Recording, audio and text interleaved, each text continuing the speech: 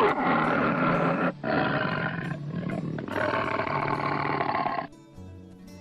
Hexor 101, target setup dari noobs sampai jadi master.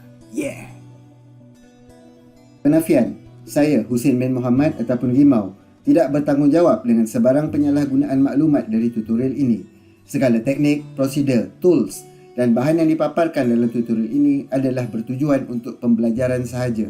Tindakan menguji cuba menggunakan teknik, prosedur, tools dan bahan yang dipaparkan dalam tutorial ini terhadap aset atau sistem atau komputer bukan milik anda atau tanpa mendapat kebenaran bertulis adalah salah di sisi undang-undang. Gunakan maklumat dan teknik yang dipaparkan untuk meningkatkan kemahiran anda sama ada untuk tujuan akademik atau kemajuan kerjaya. Assalamualaikum warahmatullahi wabarakatuh dan salam sejahtera. Terima kasih kepada korang yang sudi menonton video tutorial Abang Web Hexor 101. Bismillahirrahmanirrahim. Allahumma aftah alaina hikmataka wanshur alaina min hadzaini rahmatika ya arhamar rahimin.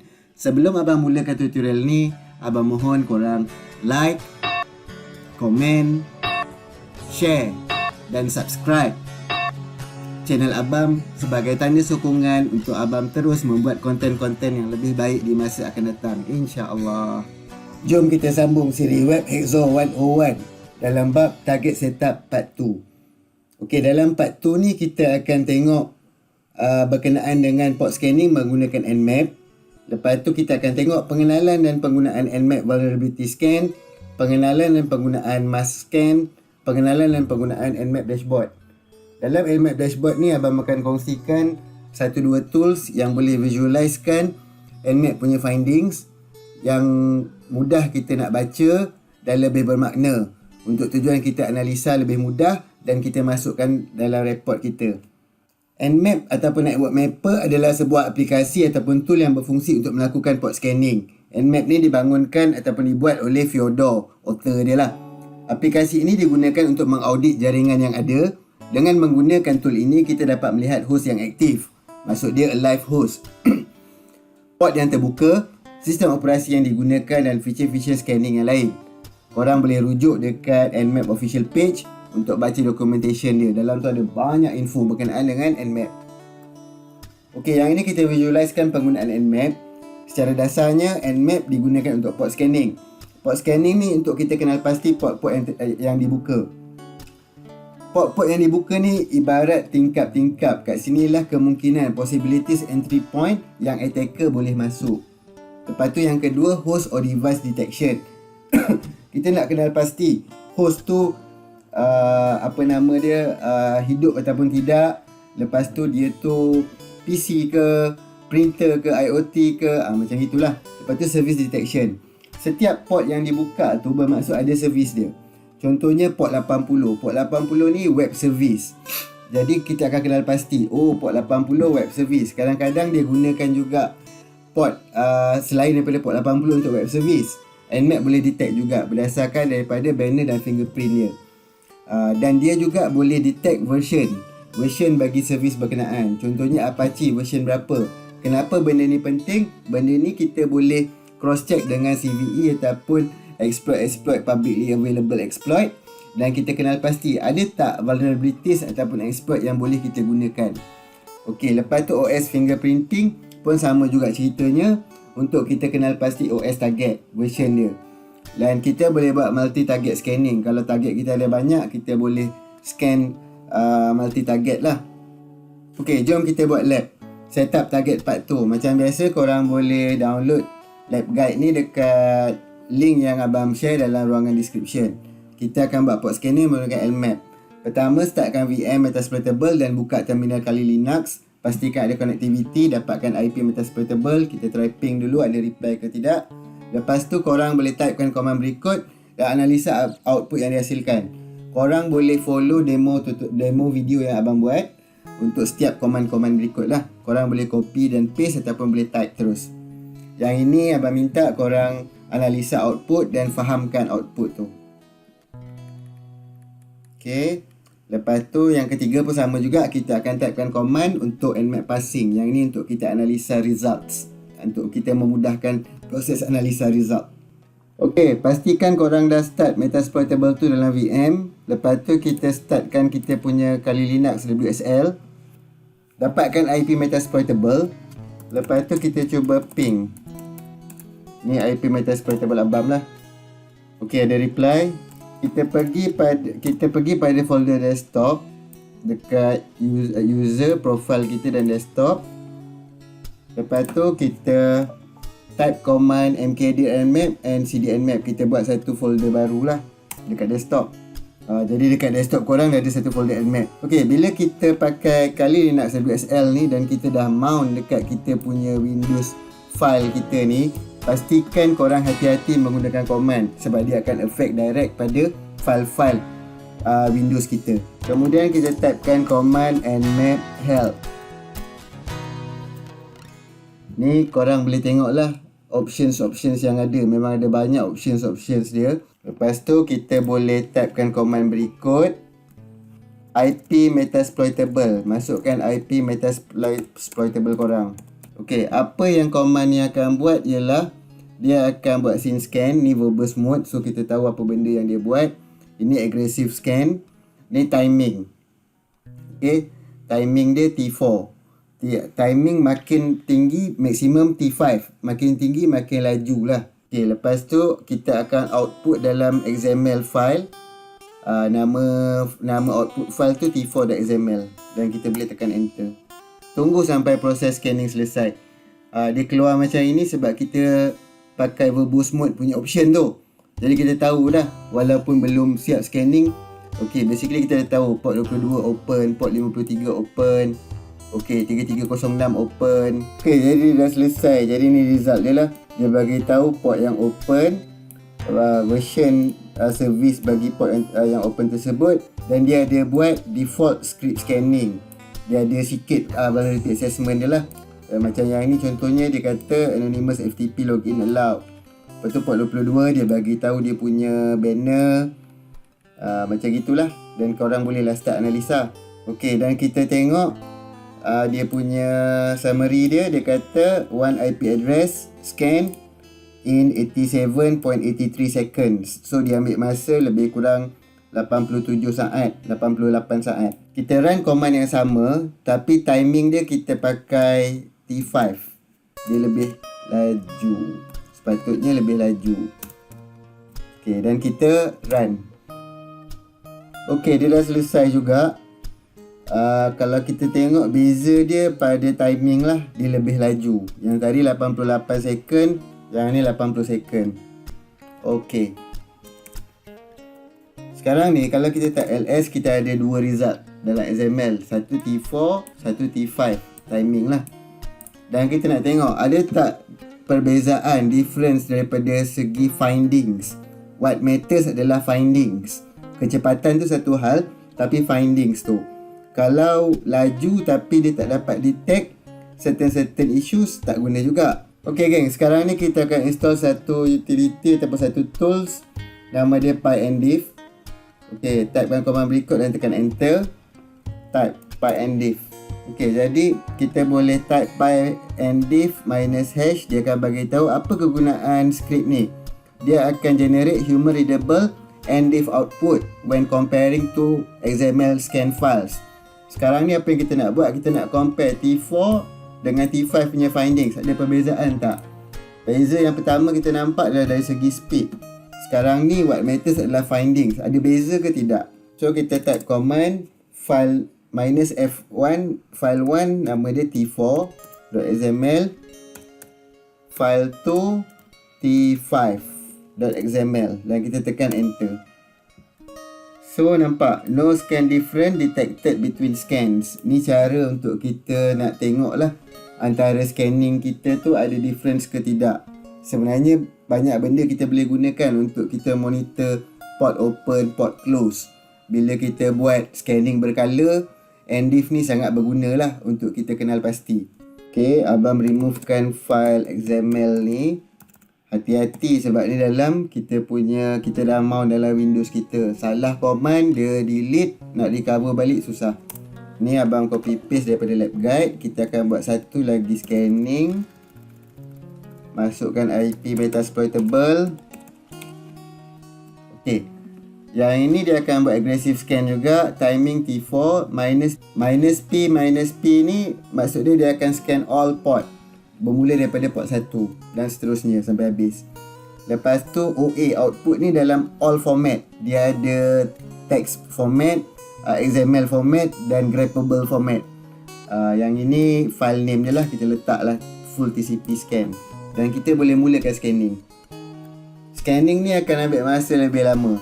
Okey, beza yang tadi tu, kalau korang tengok dia ada banyak dia punya lock dia kan. Yang ini tak ada sebab kita tak masukkan verbose. Kalau kita dekat options tu kita tambah -v, nanti nampak lah apa benda aktiviti yang dia buat. Okey, dah selesai dan kita boleh tengok dia ambil masa lebih lama lah, lebih kurang double daripada yang tadi tu sebab dia buat intense scan, aggressive scan, dan kita boleh tengok result dia dan kita boleh analisa. Okey, yang ni bolehlah korang go through satu persatu. Kalau kita listkan file, so kita dah ada 3 lah output. GNMap, okey, cat full scan GNMap. Okey, yang ini grabbable output. Lepas tu kita ada Nmap. Yang ni text output. Ni macam tadilah. Lepas tu kita ada XML. Ni dalam bentuk XML. Korang boleh tambah option -su untuk scan UDP port pula. Tadi TCP port. Okey, ada masa UDP port ni pun open dan kita boleh exploit. So output dia kita tukar lah kalau tak dia override UDP. Dan kita tekan enter. Dia ambil masa yang lama jugalah. UDP scanning tu memang ambil masa yang lama. Okey, sekarang ni kita typekan command berikut. Kita akan download satu script nmap pass. Okey, nanti dah ada script ni.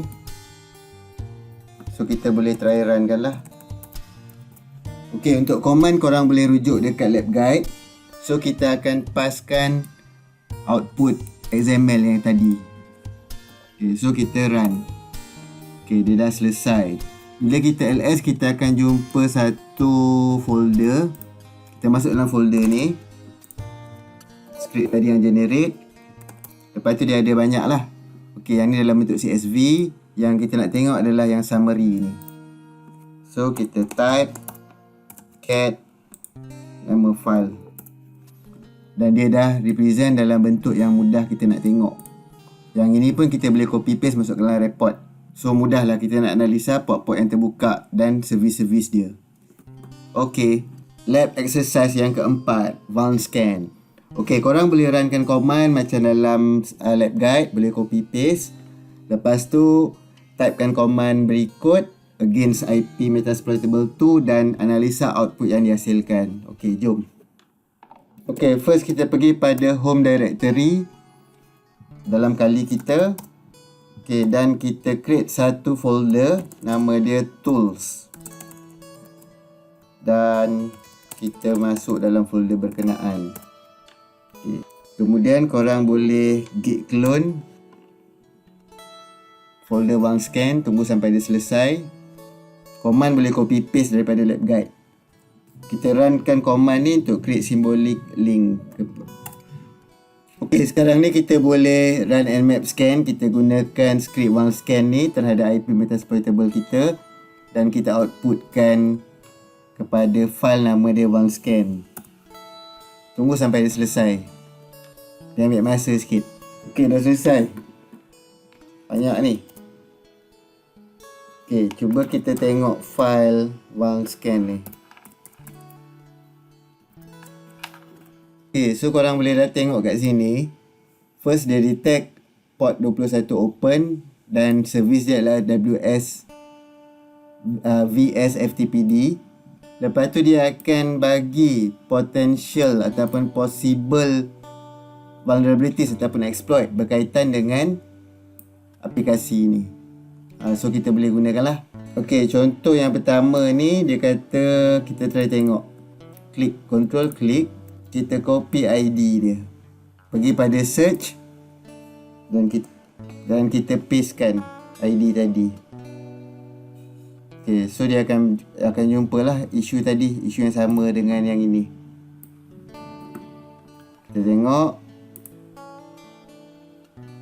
Okay, dia adalah bagi details dia.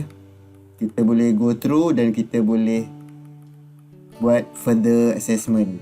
Okay, contoh kedua, kalau kita nak search daripada ExploitDB, kita copy nama dia dan kita klik pada ExploitDB dan kita pastekan. Okay, nampak?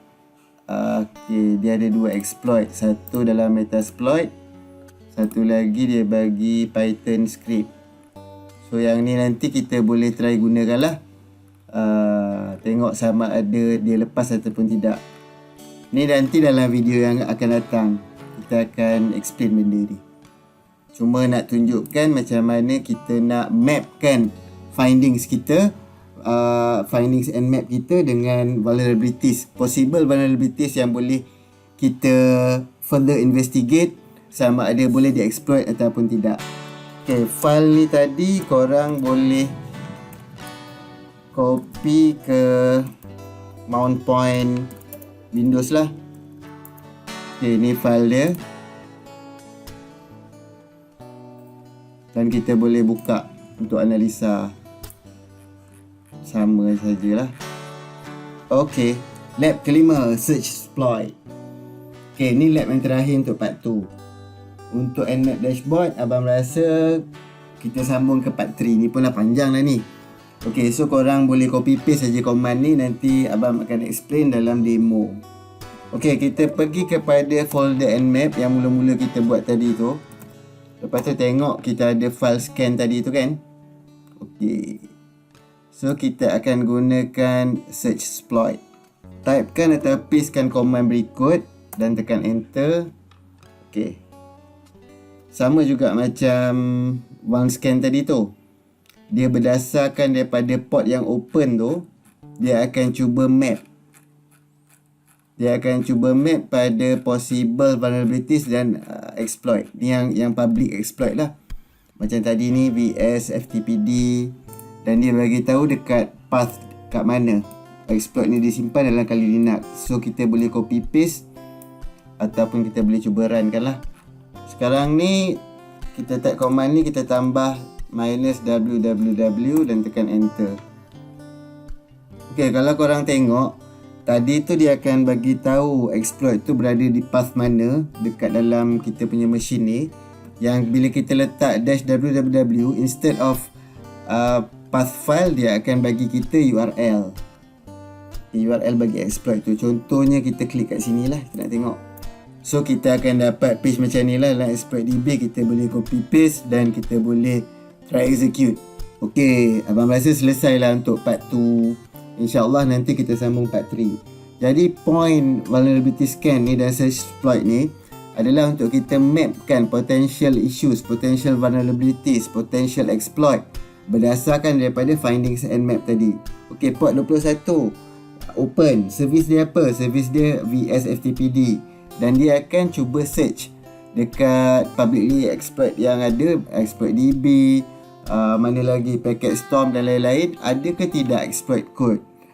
Ada ke tidak information about this particular exploit? So memudahkan narrow down untuk kita buat manual exploitation. Abang tamatkan dulu video target setup part 2. InsyaAllah nanti kita sambung ke part 3. Jangan lupa like, share, komen dan subscribe. InsyaAllah bertemu lagi. Assalamualaikum warahmatullahi dan salam sejahtera.